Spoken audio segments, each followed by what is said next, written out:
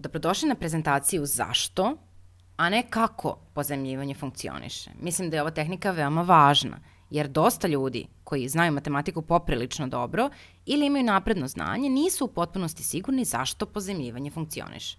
To je u centru ove prezentacije. Na primjer, imam zadatak sa oduzimanjem 1000, to je 0, 1005 minus 616.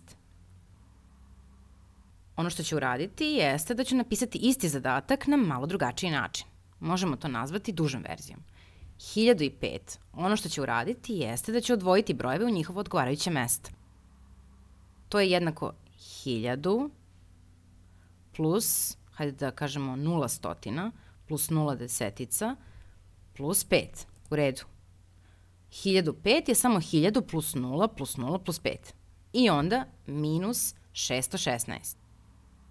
Minus 600, minus 10, minus 6. 616 može se napisati kao 600 plus 10 plus 6.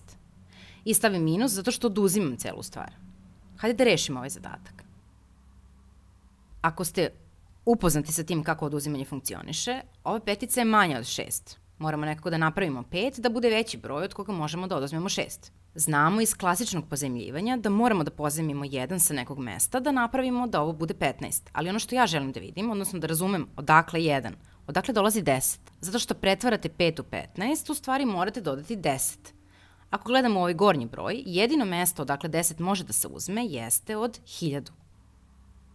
Ali ono što ćemo da uradimo, pošto je ovo mesto 1000, umesto da pozajmimo 10 odatle, što može da bude veoma zamršeno, ja ću pozajmiti 1000 odatle. Rešit ću se 1000. Ja imam 1000, koje smo uzeli iz 1000. Ja imam 1000, koje sada mogu da podelim na ove 3 pozicije. Na pozicije stotina, desetica i jedinica. Treba nam 10 ovde. Hajde da stavimo 10 tu. I tako je 10 plus 5 jednako 15. Dobili smo 15. Ako uzmemo 10 od 1000, onda nam ostaje 990. Onda možemo ostaviti 900 ovde i 90 ovde. Primetite, upravo smo rekli, imali smo 1000 i samo smo to napisali kao 900 plus 90 plus 10. I onda dodamo 10 petici. Sada možemo da oduzmemo, kao što bismo uradili, običan zadatak. 15 minus 6 je 9. 90 minus 10 je 80. 900 minus 600 je 300. Dakle, 300 plus 80 plus 9 je 389. Hajde da vidimo kako bismo uradili ovaj zadatak na uobičajeni način, da bismo se uverili da bi se razvilo na isti način. Način na koji ja predajem, mada ne znam da li je ovo stvarno klasičan način učenja pozajmljivanja, jeste. Treba da pretvorimo ovu peticu u 15. Treba da pozajmim 1 od nekud.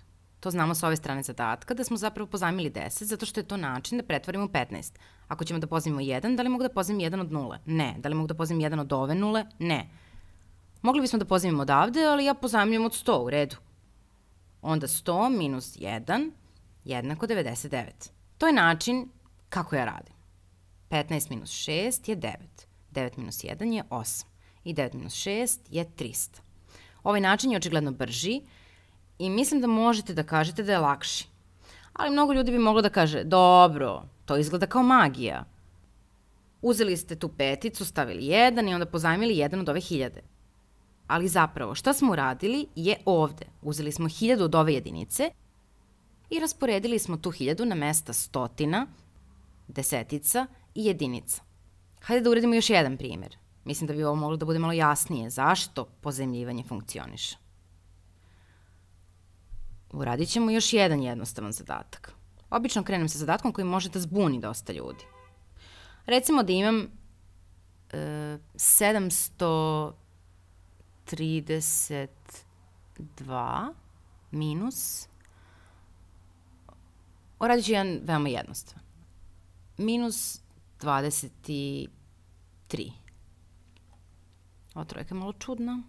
Upravo smo naučili da je to isto kao 700 plus 30 plus 2 minus 20 minus 3. Vidimo ovu dvojku, 2 je manje od 3, ne možemo da oduzmemo. Zar ne bi bilo sjajno da možemo da dobijemo 10 od negde? Mogli bismo dobiti 10 odavde. Pretvorimo ovu 20 i onda dodamo 10 na 2 i dobijemo 12. I obratite pažnju, 700 plus 20 plus 12 je još uvek 732. Ne moramo da menjamo broj gore uopšte. Samo rasporedimo njegovu količinu na različita mesta. I onda smo spremni za oduzimanje. 12 minus 3 je 9. 20 minus 20 je 0 i onda samo spustite dole 700. 700 plus 0 plus 9 je isto što i 709. I to je razlog zašto pozajmljivanje funkcioniše. Recimo, hajde da pozajmimo 1 od 3. To postaje 2. Postaje 12. I onda oduzmemo. 9 minus 0 minus 7. Hajde da uradimo još jedan zadatak, poslednji. I opet vi ne morate da radite na ovaj način. Ne morate uvek da rešavate zadatak oduzimanja na ovaj način. Ali ako se ikada zbunite, možete da uradite ovako i nećete napraviti grešku i razumećete šta radite. Ali ako radite test i morate da radite ovo veoma brzo, trebalo bi da rešavate na klasičan način. Ali treba dosta vežbe da biste bili sigurni da nikada nećete pogrešiti. I to jeste problem. Ljudi samo nauče pravila, a onda zaborave pravila i onda zaborave kako da urade ovo. A ako naučite šta radite, vi nikada nećete zaboraviti, zato što shvatate smisao. Hajde da uradimo još jedan zadatak. Ako imam 512 minus 38. Hajde da uradimo na način kako sam vam pokazao. To je isto što i 500 plus 10 plus 2 minus 30 minus 8. 2 je manje od 8. Treba mi 10 od nekuda. Izbor koji imamo je da oduzmemo 10 odavde. To postaje 0. I onda će ovo postati 12. Primećujete da je 500 plus 0 plus 12 jednako isto što i 512. Onda možemo oduzeti. 12 minus 8 je 4. Ali ovde vidimo da je 0 manje od 30, tako da ne možemo da oduzmemo. Ali možemo da pozajmimo od 500. Sve što nam treba je 100. Ako možemo ovo da pretvorimo u 100, onda uzmemo 100 od 500. Ovo postaje 400. Samo prepišemo 500 kao 400 plus 100. Sada možemo da oduzmemo. 100 minus 30 je 70. Spuštamo dole 400. I to je isto što i 474. A način na koji naučite da to radite u školi je 2 je manje od 8, pozajmit ću 1. I to postaje 12. Ovo postaje 0. 0 je manje od 3, pozajmit ću 1 od petice. Ovo postaje 4, ovo postaje 10 i onda 12 minus 8 je 4. 10 minus 3 je 7 i onda spustite dole 4. Nadam se da će vam ovo što smo ovde uradili pojasniti zašto pozajmljivanje funkcioniše. Ovo je nešto što nismo svi razumeli dok nije prošlo neko vreme nakon što smo naučili kako da pozajmljujemo. Ako ste naučili ovo, shvatit ćete da ovo što radite ovde nije nikakva magija. Nadam se da nikada nećete zaboraviti šta zapravo radite i uvek možete misliti o tome šta se tu u stvari dešava sa brojevima kada pozajmljujete. Nadam se da vam je ovo koristilo. Čujemo se kasnije. Zdravo!